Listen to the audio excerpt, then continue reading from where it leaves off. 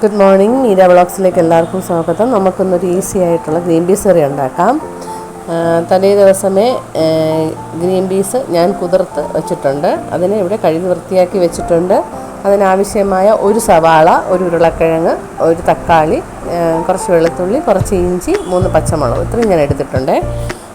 അതിനുശേഷം ഒരു cooker gas സ്റ്റൗവിലോട്ട് വെച്ച് കൊടുക്കാം. അതിനകത്ത് ആവശ്യത്തിനുള്ള വെളിച്ചെണ്ണ ഒഴിച്ചു കൊടുക്കാം. കടുക് എന്നിട്ട് കടുകിട്ട് പൊട്ടിക്കാം.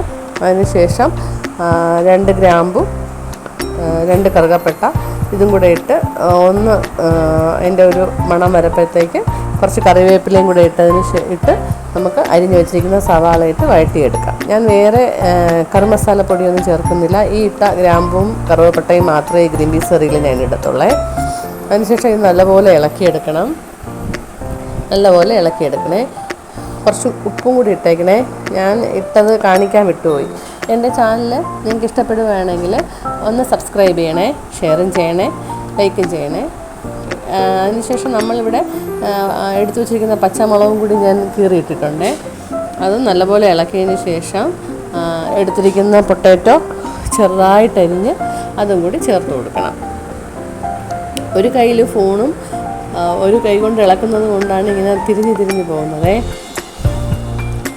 അതിനുശേഷം ഉരുളക്കിഴങ്ങിട്ട് നല്ലപോലെ ഇളക്കിയെടുക്കണം.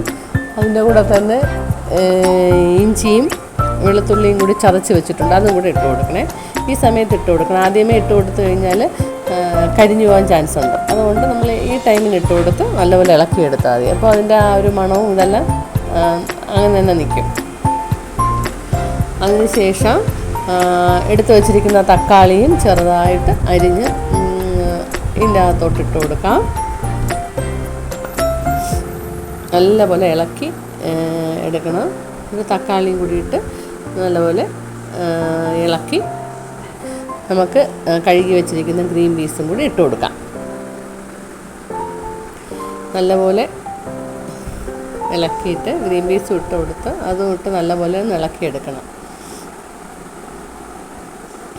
നല്ലപോലെ ഇളക്കി ആവശ്യത്തിനുള്ള വെള്ളവും കൂടി ചേർത്ത് ഇളക്കുക. ഇപ്പം മഞ്ഞൾപ്പൊടിയൊന്നും ഞാൻ ഇടത്തില്ല. ഞാൻ പൊടികളെല്ലാം ഒരുമിച്ചാണ് ഇടുന്നത്. വെള്ളവും ഉപ്പും ഒഴിച്ചിട്ട് അങ്ങ് വേവിക്കാൻ വയ്ക്കുക. പൊടികളെല്ലാം നമുക്ക് ഒരുമിച്ചിടാം. അതിനുശേഷം കുക്കറിൻ്റെ മൂടി അടച്ച് വെച്ച് ഒരു 4-5 വിസിൽ കേൾക്കുന്നത് വരെ വേവിക്കുക. അത് കഴിഞ്ഞ് കുക്കറിൻ്റെ മൂടി തുറന്ന് നോക്കുക. അപ്പോഴത്തേക്കും എൻ്റെ ഇവിടെ ഇത് നല്ലപോലെ ഗ്രീൻ പീസ് നല്ലപോലെ വെന്ത് ഉടഞ്ഞ് വന്നിട്ടുണ്ട്. ഉരുളക്കിഴങ്ങ് നല്ലപോലെ വെന്തുടഞ്ഞ് അതിനോട് ചേർന്നിട്ടുണ്ട്. ഈ സമയത്ത് നമുക്ക് പൊടികൾ ചേർത്ത് കൊടുക്കാം. ഞാൻ കുറച്ച് മഞ്ഞൾപ്പൊടി, മല്ലിപ്പൊടി, മുളക് പൊടി ഇത്രയും ഒരുമിച്ചെടുത്തിട്ടുണ്ട്. ഇതെല്ലാം കൂടി ഒരുമിച്ച് ചേർത്ത് നല്ലപോലെ ഇളക്കിയെടുക്കണം. നല്ലപോലെ ഇളക്കിയെടുത്ത് ഒരു തിള വരപ്പോഴത്തേക്ക് നമ്മൾ കുറച്ച് തേങ്ങ അരച്ച് എന്നുവെച്ചാൽ ഇച്ചിരി ചാറ് കിട്ടാൻ വേണ്ടിയിട്ടാണ് ഇത്. ഇങ്ങനെ തേങ്ങ ഇടാതെ ഉണ്ടാക്കിയാലും നല്ല ടേസ്റ്റാണ്. ഇച്ചിരി ചാറ് കിട്ടാൻ വേണ്ടിയിട്ടാണ് തേങ്ങയും കൂടെ അരച്ച് ചേർത്തത്. കുറച്ച് മതി. നല്ലപോലെ അരച്ച് ചേർത്ത് ഒന്ന് തിളപ്പിച്ചെടുക്കണം. നല്ലപോലെ ഒന്ന് തിളപ്പിച്ചതിന് ശേഷം കുറച്ച് കറിവേപ്പില ഇട്ട് കൊടുക്കാം.